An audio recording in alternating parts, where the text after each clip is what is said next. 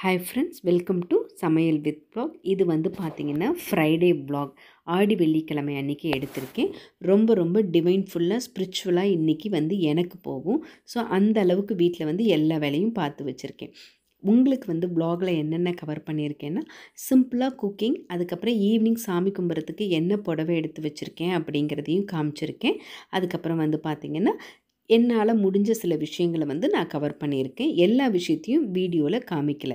இன்றைக்கி வந்து பார்த்திங்கன்னா குக்கிங் வந்து பார்த்திங்கன்னா வெஜ்ஜு தான்.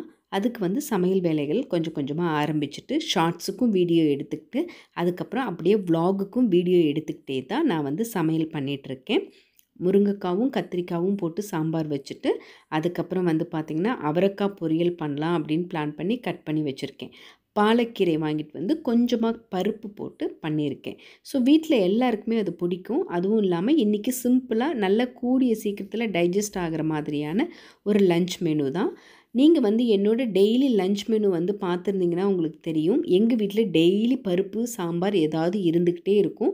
பருப்பு வந்து எங்கள் வீட்டில் மேண்ட்ரி. இன்றைக்கி வந்து வாங்கிட்டு வந்த சேமியாவில் வந்து பாயாசம் வைக்கும்போது பார்த்தா ரொம்ப சீக்கிரத்துலேயே ஒரு மாதிரி கட்டியான மாதிரி இருந்துச்சு. சரி, ஓகே, அடுத்த தடவை இந்த பிராண்டு வாங்கக்கூடாது அப்படின்னு. இந்த மாதிரி எண்ணெய் சட்டியில் வடை சுடும்போதெல்லாம் எல்லோரும் ரொம்ப தைரியமாக சுடுவீங்களா இல்லை எப்படின்னு சொல்லுங்கள். நான் மோர் தென் 20 இயர்ஸாக குக் பண்ணிகிட்ருக்கேன். இருந்தாலும் இந்த மாதிரி வடை சட்டியில் வடை போடும்போதெல்லாம் எனக்கு கொஞ்சம் பயமாக தான் இருக்கும். ஸோ சிம்பிளாக மசால் வடை, அதாவது பருப்பு வடை தான் பண்ணியிருக்கேன். ரீசெண்டாக இப்போ தான் முந்தா நேற்று உளுந்து வடை பண்ணதுனால இன்றைக்கி என்னோடய லன்ச் மெனுவையும் வீட்டில் இருக்கிறவங்களுக்கு ஏற்ற மாதிரி நானும் மாற்றிக்கிட்டேன். ஆடி மாதம் ஸ்டார்ட் ஆகிட்டாலே அவ்வளோ விசேஷங்களும் அப்படியே கண்டினியூவஸாக வரும் அப்படின்னு ஒரு சொல்லுவாங்க. அதே மாதிரி தான் இனிமேல் அடுத்து பிள்ளையார் சதுர்த்தி, நவராத்திரி, கொலு, அந்த மாதிரி அவ்வளோ ஃபெஸ்டிவல்ஸ் வந்து இனிமேல் ஒன் பை ஒன்னாக வந்துக்கிட்டே இருக்கும். என்னால் என்னென்ன vlogs எல்லாம் போட முடியுமோ அதெல்லாமே கண்டிப்பாக நான் உங்களுக்காக கவர் பண்ணுறேன். இன்றைக்கி சாமி கும்பிட்றதுக்கு நான் என்ன சாரீ எடுத்திருக்கேன் அப்படின்னு பார்க்கலாம் வாங்க. நான் இந்த வந்து பிங்க் அண்ட் ப்ளூ காம்பினேஷனில் இருக்கிற இந்த சாரீ வந்து எடுத்திருக்கேன். இதுக்கு அப்படியே கான்ட்ராஸ்டாக தான் முந்தி இருக்கும். ரொம்ப நல்லாயிருக்கும். ப்ளவுஸ் ஸ்டிச் பண்ண கண்டிப்பாக நான் இதை வியர் பண்ணி வந்து காமிக்கிறேன். ஈவினிங் வந்து பார்த்திங்கன்னா சக்கரை பொங்கல் பண்ணியாச்சு. அதுக்கப்புறம் நைட்டு டின்னரும் பண்ணிட்டேன். ஸோ எல்லாத்தையும் முடிச்சுட்டு வீட்டில் புடவையெல்லாம் வச்சு சாமிக்கெல்லாம் படைச்சிட்டு அதுக்கப்புறம் தான் கோவிலுக்கு கிளம்பி போனேன். இன்றைக்கி அம்மன் கோவில், மாரியம்மன் கோவிலெல்லாம் வந்து பார்த்திங்கன்னா அவ்வளோ சூப்பராக அலங்காரம் பண்ணி பார்க்குறதுக்கு அப்படியே கண்ணுக்கு குளிர்ச்சியாக இருக்கும் அப்படின்னு சொல்லுவாங்க இல்லையா, அந்த மாதிரி இருந்துச்சு. ஸோ எனக்கு வந்து இந்த மாதிரி ஃபெஸ்டிவல் டைமிங்கில் வந்து ரொம்ப கூட்டமாக இருந்தால் கோவிலுக்கு போகிறதுக்கு கொஞ்சம் சங்கடமாக இருக்கும்.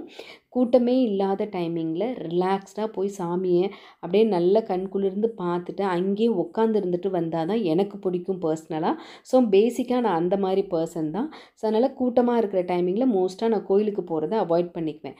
ஆனால் இந்த வாரம் வந்து பார்த்திங்கன்னா எங்கள் ஊர் கோவிலில் குத்துவிளக்கு பூஜை இருக்குது. ஸோ அதனால் ஃப்ரெண்ட்ஸ் எல்லாமே இன்வைட் பண்ணியிருந்ததுனால கண்டிப்பாக போகணும் அப்படின்னு சொல்லிட்டு கிளம்பி போயிருக்கேன்.